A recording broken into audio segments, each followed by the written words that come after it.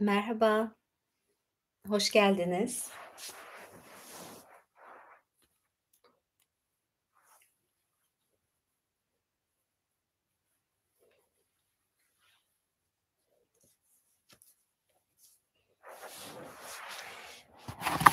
Şöyle bakayım. Kamera burada, yorumlar karşımda.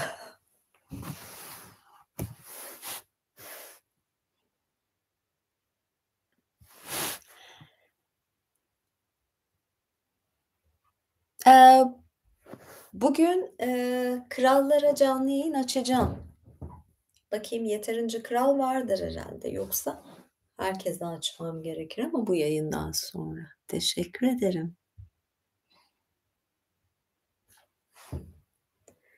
Evet, bugün beyaz çoraplar var böyle. Masal değil, mitoloji okuyacağım. Biraz daha öğrenci havası oldu bugün.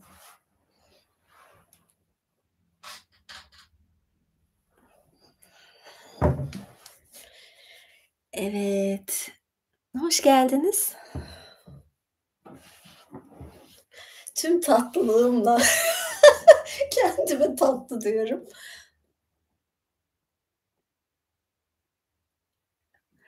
Evet, işte değişik değişik yapıyoruz. Şimdi, ben size sorayım. Efendim, şimdi ben şey okuyacağım, daha belirlemedim ama hep benden Yunan mitolojisi isteniyordu ya, ben de Yunan mitolojisi okuyayım dedim.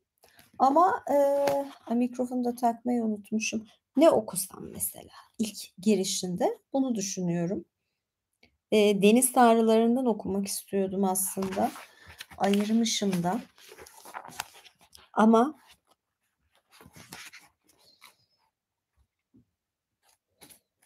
üstün ilahlar.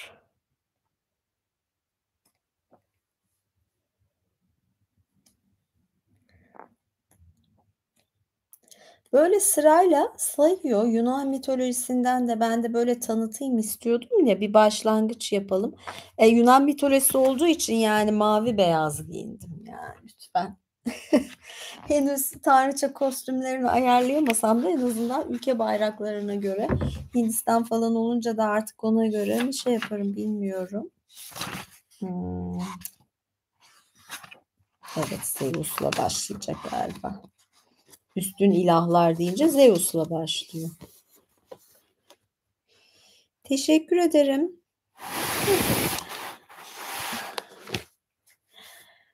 Ben de beyaz çok seviyorum.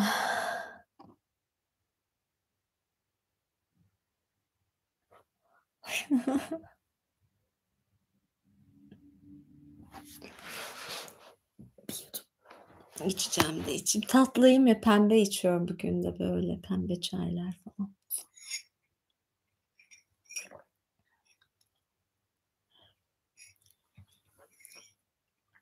Zeus'la başlayalım, değil mi? Ah, çoraplar çok gözümüzü aldı. O zaman katıla gelin çıkarmamı istiyorsanız. Ne diyeyim? Bugün böyle. Hatta öreyim saçımı da tam olsun. Yani,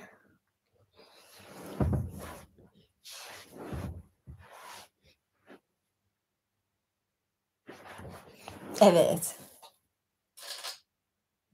Birazdan başlıyoruz.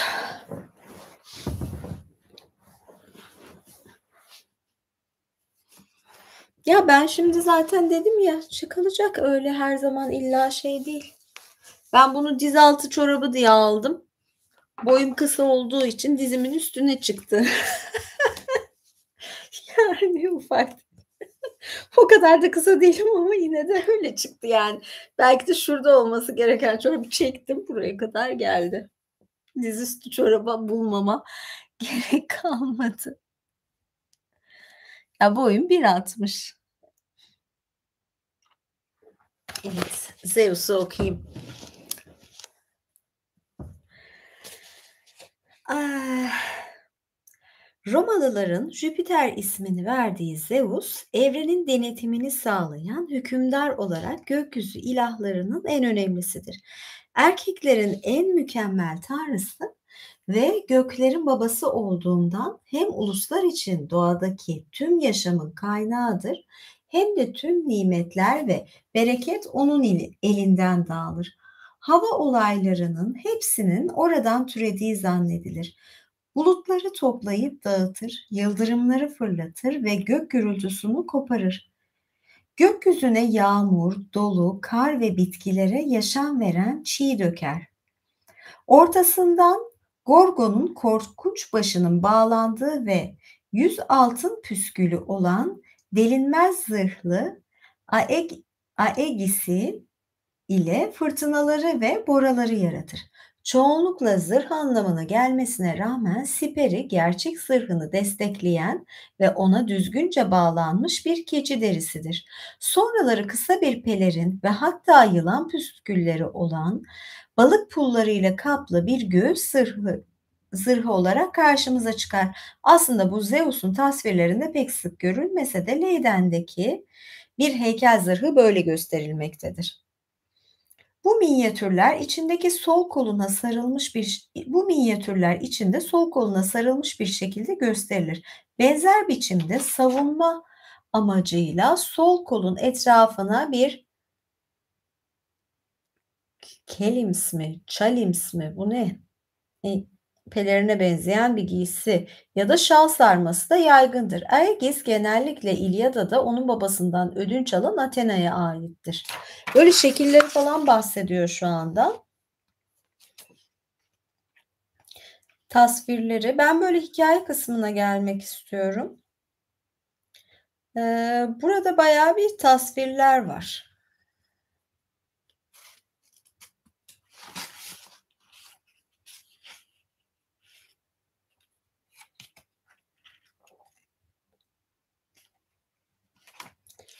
Mesela şeye girelim değil mi? Mesela karıları en çok merak ettiğimiz kısım.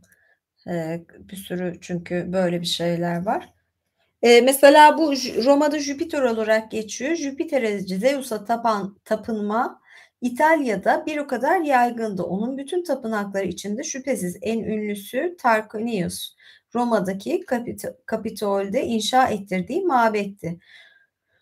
Sulla döneminde çıkan bir yangına neredeyse tamamen tahrip olduktan sonra eskisinden daha görkemli bir şekilde restore edilmiştir. Topraktan yapılan orijinal heykelin yerine Olimpian Zeus'u model olarak alınarak Yunan sanatçı Apollonius'un eseri olan altın ve fil dişinden bir heykel yapılmıştır.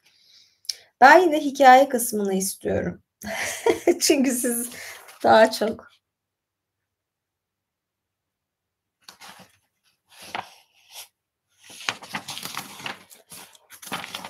Evet. Ben şimdi şurada birazcık kadınlarından falan bahsediyor.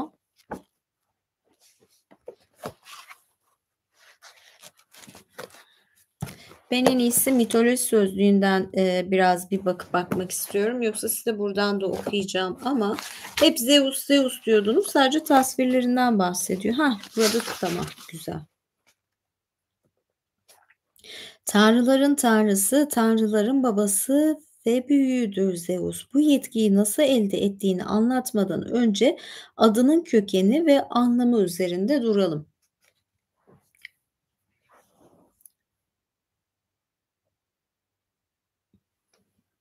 Ya evet, çok mitoloji sevdalısı insanlar var. Hint-Avrupa dillerinin hemen hepsinde görülen bir köken üremedir. Zeus adı bu sözcüğün kaynağında olan dio kökü ki aslında V ile değil de en eski Yunanca'da bulunup sonraları alfabeden silinen digamma harfiyle yazılırdı. Yunanca'da zeu ve di olarak iki biçimde belirir. Nitekim çekiminde de bu çifte kökenlilik görülür. Zeus özne hali, zeu fiil hali sanırım. Çoğalmak mı geçiyor? Sanskritçe'de, Pers ve İtalya'da ulusların dillerinde sonradan da Latince ve Latinceden gelme dillerde bu kök Zeu, Deu, Dio diye belirir. Örneğin eski Hintçe Devas. Ha, tamam. Yani Zeus ve devalar aynı mıydı? Devalar mesela gökteki melekleri tarif ediyor. Deva dediğin zaman Hint mitolojilerinde devalar melekler. Deivas mesela yazılıyormuş. Latince'de Jüpiter ya da Jüpiter, evet. Zeus baba anlamına gelen Diespiter'den geliyormuş kökeni. Hımm. Diespiter, Jüpiter ve bu da ilginç. Ama bunun,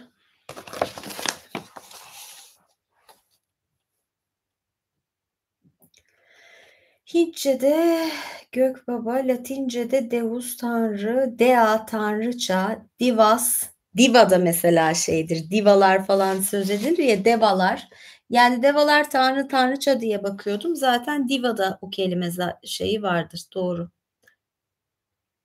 Fransızca'da Dieu, tanrı, divin, tanrısal, devin, tanrı sözcüğü Zeus'tan gelme tanrısal anlamına gelen Dios sıfatı Yunanca'da da vardır. Nitekim Zeus'un oğlu ve Zeus'un baldırından çıktığı anlatılan şarap tanrısı Dionysos'un adı da aynı kökendendir. Dios sıfatını Homeros özellikle de dia tehaon deyiminde kullanır.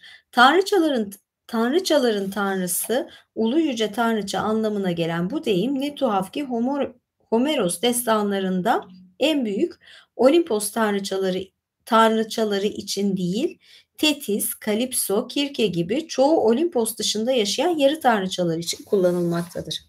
Ya yarı tanrıçalar zaten daha çok hikayede yani bayağı geçiyor. Anlamına geleyim Zeus'un. Birçok ad ve sözcük türeten div kökeninin anlamına gelince ilkel insan bunun göğün parlaklığı, ışıltılı aydınlığını dile getirmek istemiş olsa gerek. Tanrıların tanrısı Zeus gerçekten de göktür.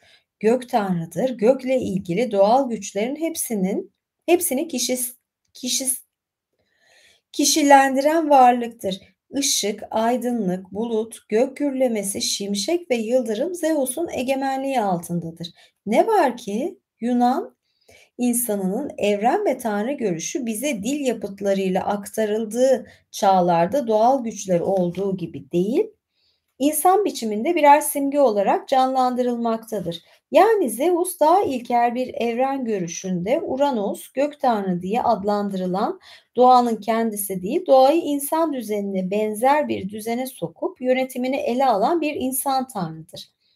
Yunan mitosunda Uranos'tan Zeus'a dek olan evrim ve gelişimin nasıl düşünülüp dile getirildiğini yaratan dünyanın yaratılış efsanesini incelerken gördük. Ha, Teogonios. Teogonia diyelim ya. Teogonia'ydı evrenin yaratılışı. Bu sıfatlar iki türlüdür.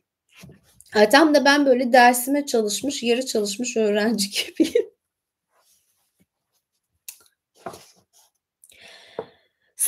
Bu sıfatlar iki türlüdür. Tanrı'nın doğa ile ilgili nitelikleri ile insan tanrı olarak özelliklerini belirtir. Yine ben bu tasviri geçeceğim.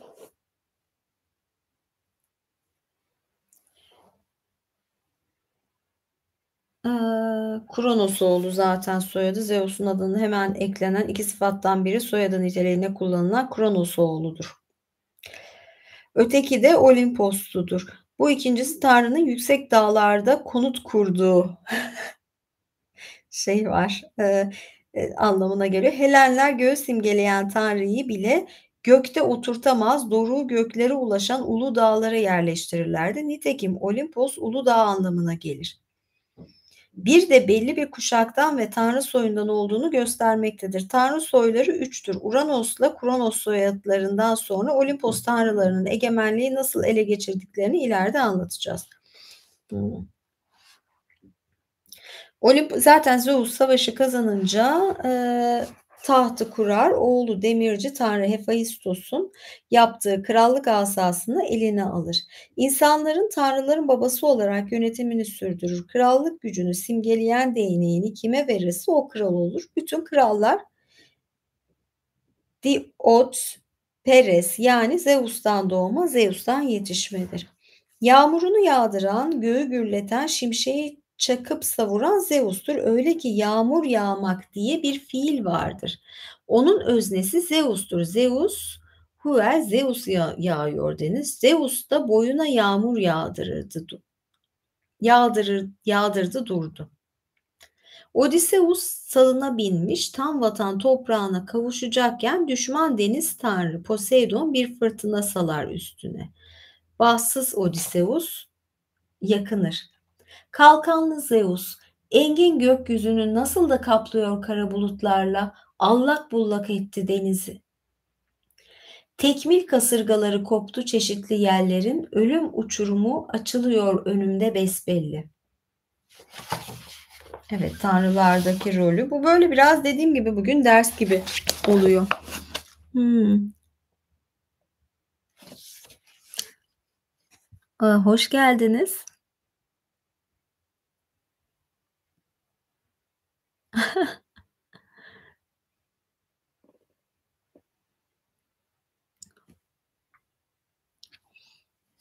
Evet, gol mol falan maçlardan haberim yok.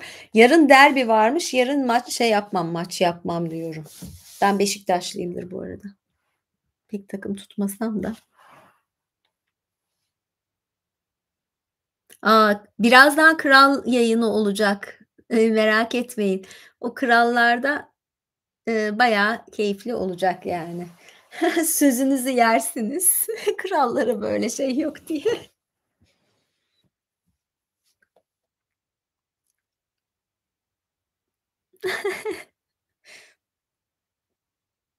Evet, birazdan kral yayını yapacağım.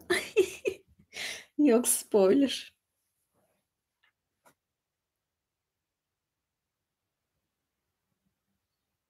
Hımm.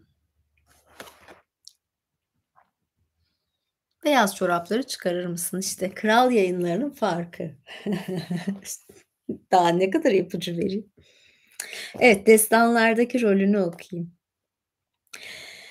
Zeus Troya Savaşı'nda büyük bir rol oynar. İda Dağı'nın tepesi olan Gargaros doruğundan yönetmektedir savaşı. Onun istemi buyruğumla olur ne olursa. Talih kimi zaman Akaların, kimi zaman Troyaların yüzüne güler. Bu yönetimi Zeus insanlara işmarlar vererek gerçekleştirir. Tanrı'nın buyruklarını insanlara ulaştırmak Zeus'un kuşu Kartal'ın görevidir.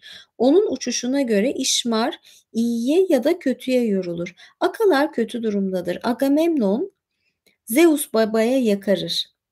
Böyle dedi. Zeus acıdı onun gözyaşına. Yok olmasın istedi ordusu.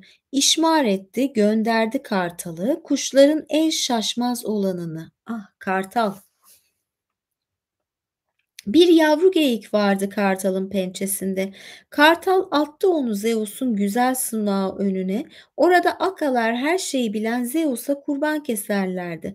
Anladılar Zeus'tan geldiğini görünce kuşu. Saldırdılar Troyalılara dolu dizgin. Hepsinin savaştaydı aklı fikri. Odysseus İtakya'ya dönmüştür. Karısı Penelope ile kendini tanıtmadan görüşür. Ama onun önünde ağır bir iş vardır. Sarayına yerleşmiş olan malını mülkünü sömüren talipleri yok etmek. Yalvarır Zeus'a. Karada denizde çektiğim bunca dertten sonra Zeus baba siz tanrılar istediğinize kavuşturmak beni toprağıma bir ses versin içeride uyuyan insanlardan biri. Dışarıda da bir başka işmarın görünsün senin. Ya, böyle kelimelerde zorlanıyorum. Şimdi işmarın ne demek bilmiyorum ve ya, ilk defa karşılaştığım kelimeler ki yaşım da olmasına rağmen. Ah, pili azaldı ama tamam, okay. Daha yeni %20 olmuş. Yeter ben pili bitmeden telefonumu şarj etmem. Prensip.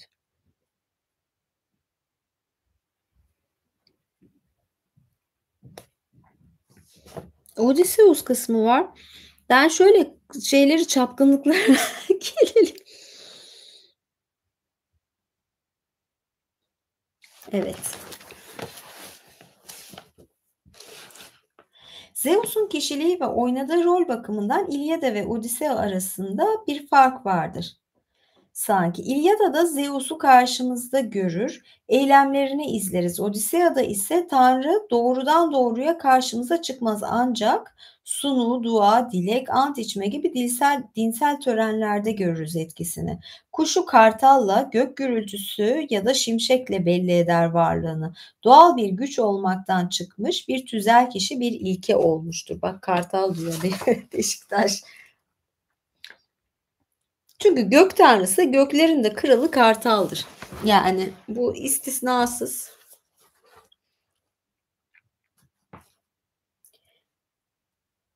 Zeus, Ksenios yani konukseverdir yahut ele düşmüş sıla uğruna yalvaran gariplere saygı ve sevgi göstermesini buyurur. Odysseus onun adına sığınır Tepegöz, Polipemos'un mağarasına. Ama töre nedir, yasa nedir bilmeyen ve yalnız kaba gücüne güvenen o adam Tanrı'nın uygarca kurallarını hiçe sayıp kıtır kıtır yer Odysseus'un arkadaşlarını. Bunun içindir ki tek gözünden olmakla cezasını bulur.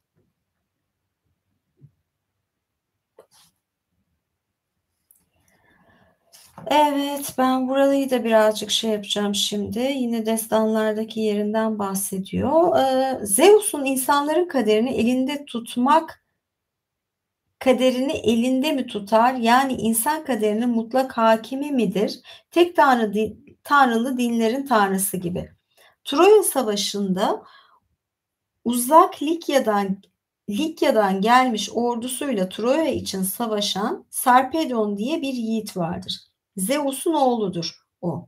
Zeus gözü gibi sever onu. Ne var ki Patroklos'la teke tek savaşa girince Sarpedon kötü duruma düşer.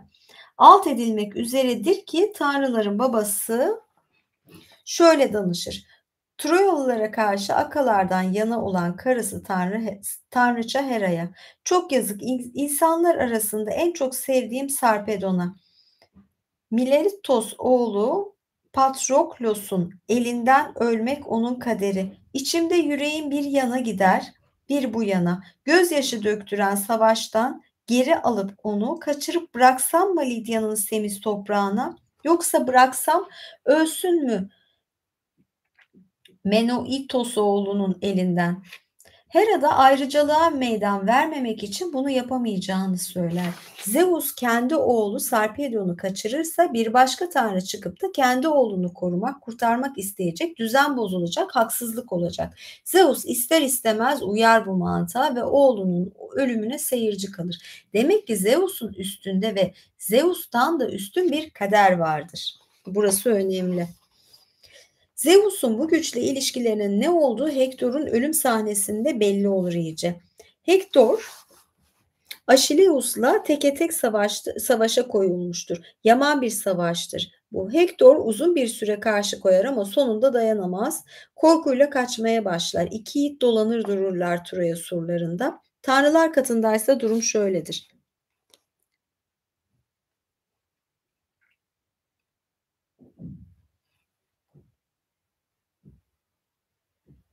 Ne oldu? Ha, yorumlara da bakıyorum da. Evet, tanrılar katında durum nasıl? Bir dakika. O şeyi izliyoruz. Tribün, şeref tribünü.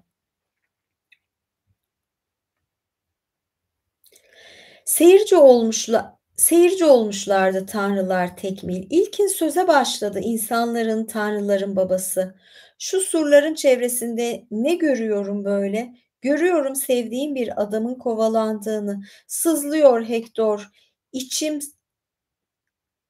kovalandığını sızlıyor Hektor için. Sızım sızım yüreğim. Bana ne çok sığır budu yakmıştı o. Yakmıştı o.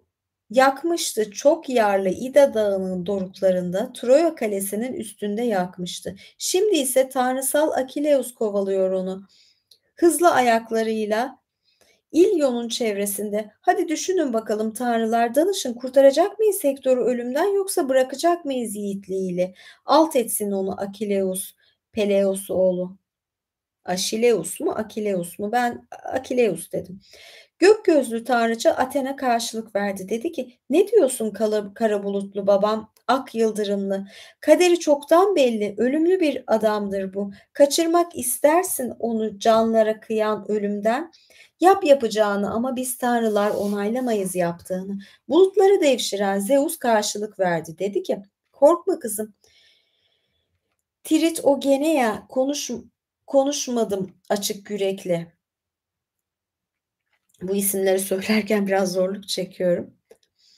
Yumuşak davranmak isterim sana. Gecikme bari, yap düşündüğün gibi. İki yiğit ovada cebelleşe dursun. Ama pınarlara, yanaklara dördüncü gelişlerinde bir altın terazi kurdu baba tanrı. Acıklı ölümün iki tanrıçasını koydu kefelere. Biri Akileus'undu, biri at sürücü Hektor'unkiydi. Ortasından tuttu, kaldırdı teraziyi. Ağır bastı Hektor'un kara günü. Kefe düştü, yuvarlandı Hades'e dek. Sonra da Athena'nın Hektor'u aldatmak için kurduğu kahpece düzene ve Apollo'nun Hektor'u kaderine bırakmasına seyirci kalır. İnsanların ve tanrıların babası Zeus. Kaderin elinde sadece bir araçtır demek. Bu kader kimdir, nerede ve nasıl durur buyruğunu, ömür ipliğini büken üç tanrıçanın adı geçer Homeros destanlarında, sonraki metinlerde. Atropos, Kloto ve Lakhesis'tir bunlar. Ama insan dramlarının en büyüğünü oynadığı bu sahnede kader tanrılardan üstün bir varlık olarak kulis arkasında kalmaktadır. İşte yani aslında Zeus burada şey değil, yani hep şey derler ya, sanki hani Zeus Allah'mış gibi, bir sürü tanrılara böyle çok Allah varmış gibi değil, yani Allah tek. Hani tanrılarda da bu sadece göklerle ilgili bir güç, kuvvet. Mesela melek diyorsan meleke özellik, bunun gibi bir şey diyebiliriz. Efsaneleri falan da var bir kısım.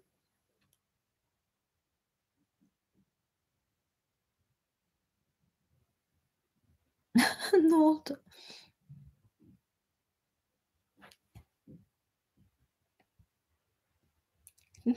Partiyi kurayım.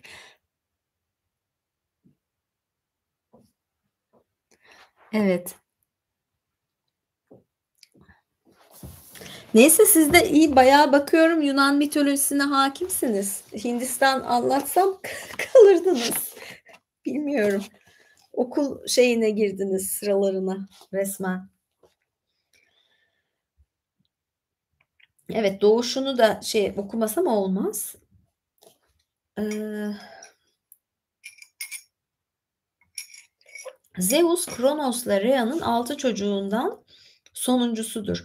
Kronos babası Uranos'u nasıl alt edip egemenliği elinden almışsa, Zeus da ikinci kuşak tanrılarını yener ve üçüncü kuşak, yani Olimpos tanrılarının egemenliğini kurar. Bu süreci Hesiodos Theogonia'da şöyle anlatır.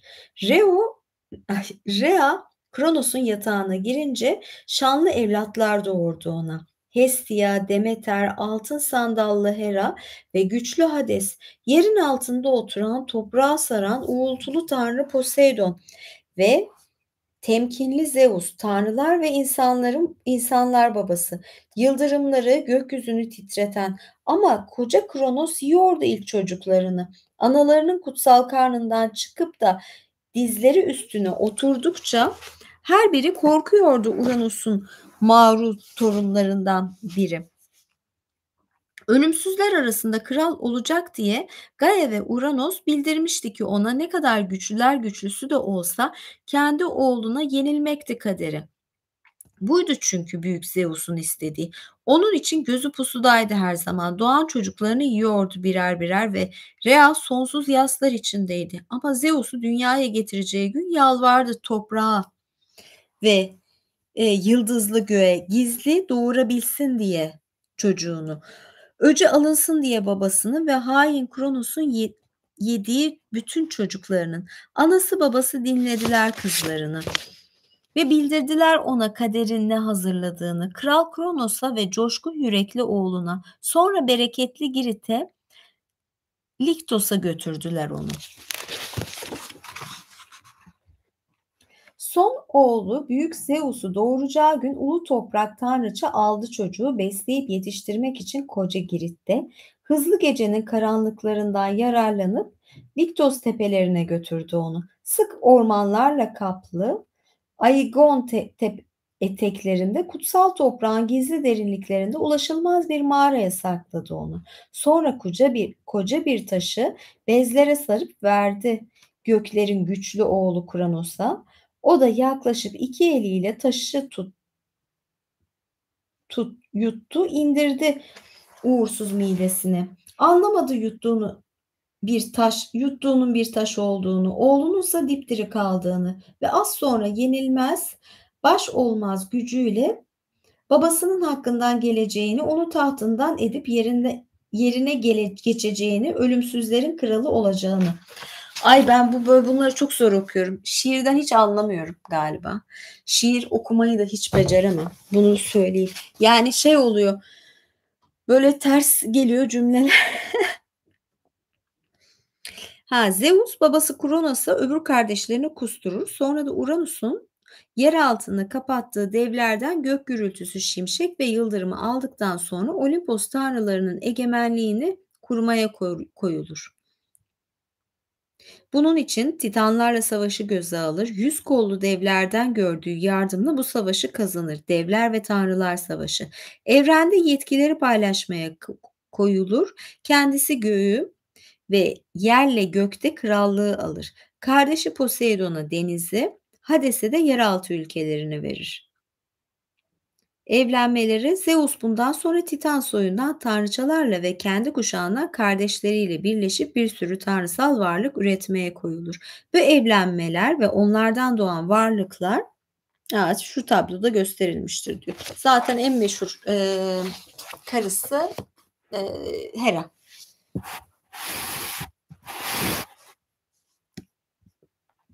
Evet.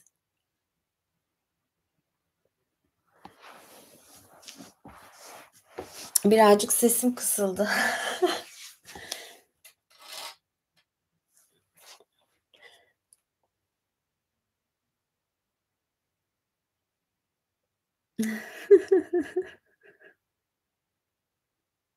Yorumlara biraz bakıyorum da gerçekten.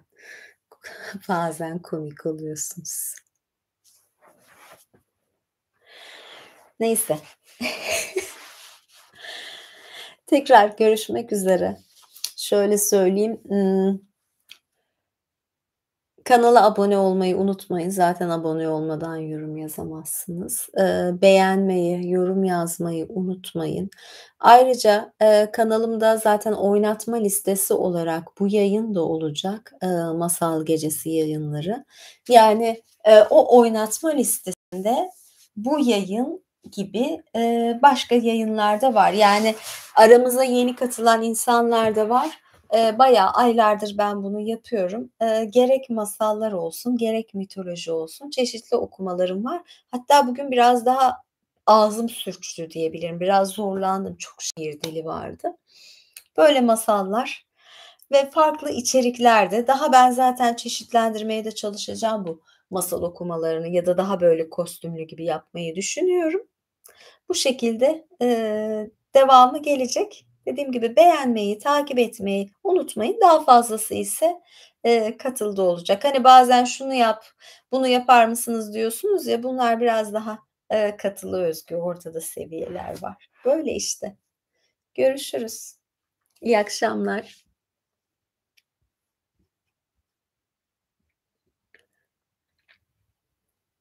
Ay herkes değil. Şimdi birazdan zaten şey yapacağım, ya azıcık dinleneyim de kral yayınına da geçeceğim. Görüşürüz.